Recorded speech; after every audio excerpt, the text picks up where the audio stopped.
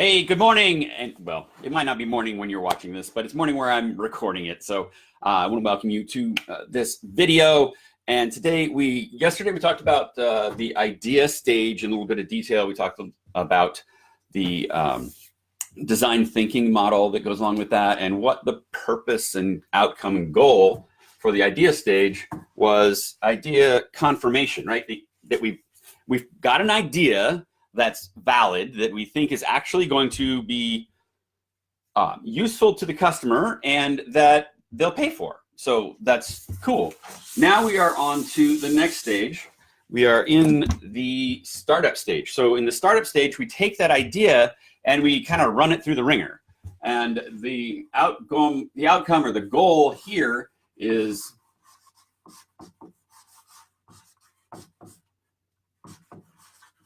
validation, or if you read the Lean Startup book, it's called validate. They call it validated learning, but I like to just say validation because it's validated learning narrows it down a little bit further than what I think we want to talk about.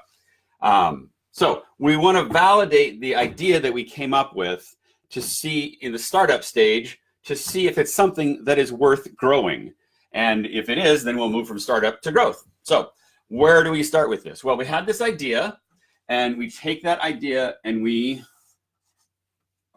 build it. We had prototyped it before.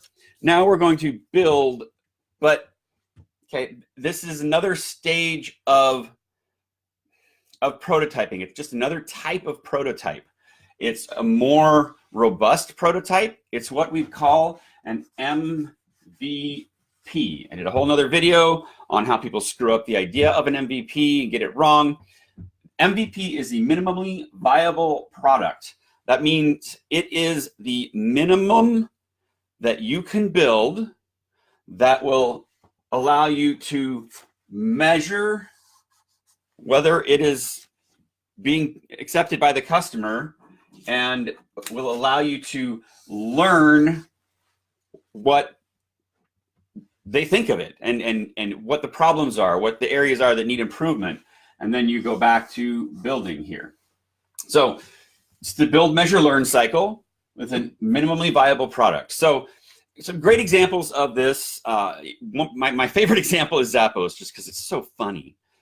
You may have heard the example, but I'll repeat it for you again. The guys that started Zappos said, hey, let's make this company where we sell shoes online. And people were like, nobody's going to buy shoes online. They have to try them on. That's crazy. Nobody's going to do that. So they came up with some policies about, free returns and all of that. And they said, let's just try it. Let's just figure out a simple way to try it. So in a day, or probably a day, couldn't take them much more than that, they threw up a web page, one page. They went down to the local shoe store and literally covertly took pictures of the shoes that were on the shelf. Just gonna go take some pictures. Hello, oh, this looks like a new nice shoe.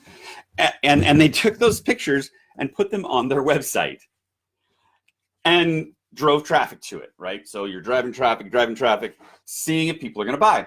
And when someone would actually buy a pair of shoes, they would go down to the shoe store, pay for the shoes there, get them, box them, and ship them off. They had no inventory. They had no systems in place to make it happen. It was completely unscalable. Unscalable. Right? An MVP is unscalable. It's not built to be lasting. It is not, let me write this down, not a lasting model. It's a test. Test the idea. You came up with a great idea, but you don't know if it's going to work or not. So you test it, and sometimes they fail, and failure is great because you learn from it. Learning, when something doesn't fail, all it does is validate your assumptions, and now you're left wondering, well, what assumptions do I believe that aren't true? So I love failure. I encourage failure. My clients, in my family, my kids, love it. Failure is good. Failure is very good. So you build something that's unscalable, and then you go out and you've developed it, and you get data. So you start measuring how many people are coming, how many sales are we getting, what are they buying, what's the metric, where are they from, what's their demographic, what's their psychographics, right? So you measure everything you can. And today you can measure a lot. There's so much data. I have my notes here, so I'm trying to make sure I cover everything because there's so much to cover, and I only want to keep these to 10 minutes or less.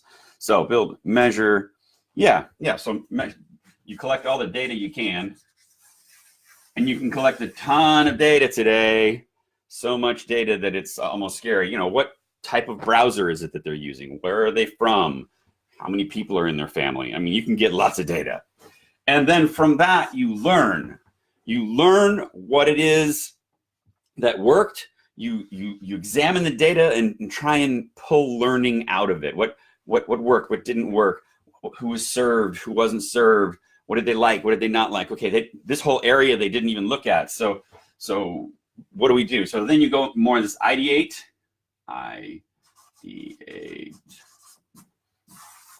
right? So you learn, you ideate, and then you build again. You repeat this process again. You measure, you learn, and you build, and you measure and learn.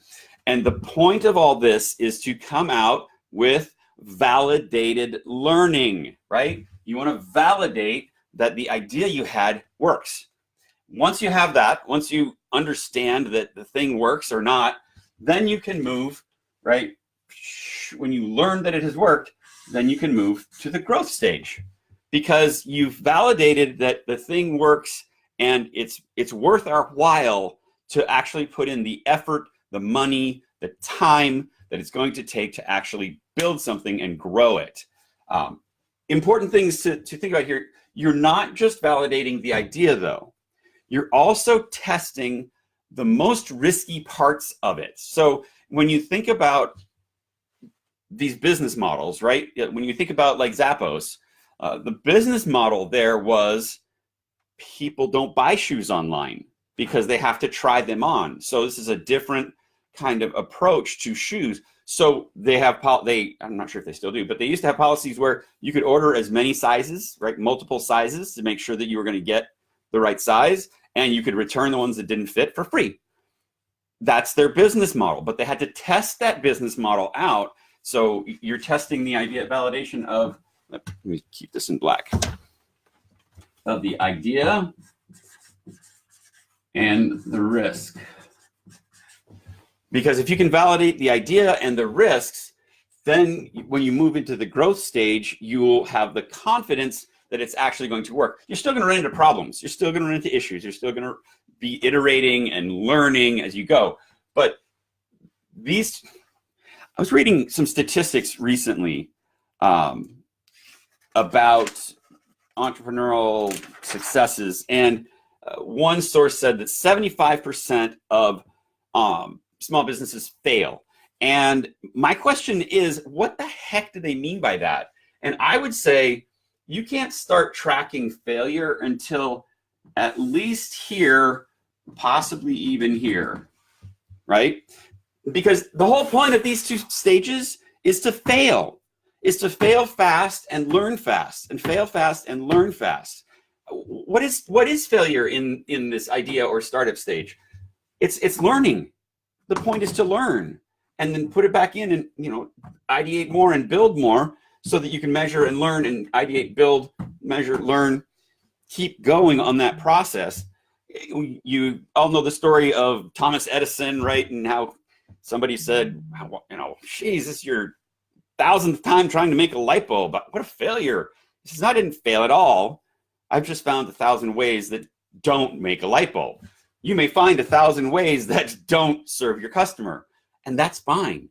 That is not included in the failure of a business. I have multiple businesses myself that have failed by that term, because they were in idea and startup stage, and they never got to the point where they were actually in a growth stage. I've got businesses that have gotten to the growth stage, and that's great, but don't count it as a failure in these stages. So, if you want to learn more about this is like, super high level, really fast. If you want to learn more about this, please email me, contact me, DM me on this platform. I love you all. Thank you for being here for this rapid fire view of the startup stage. Tomorrow we'll talk about what happens in growth stage and how you move that forward. Thanks for being here. I love you all.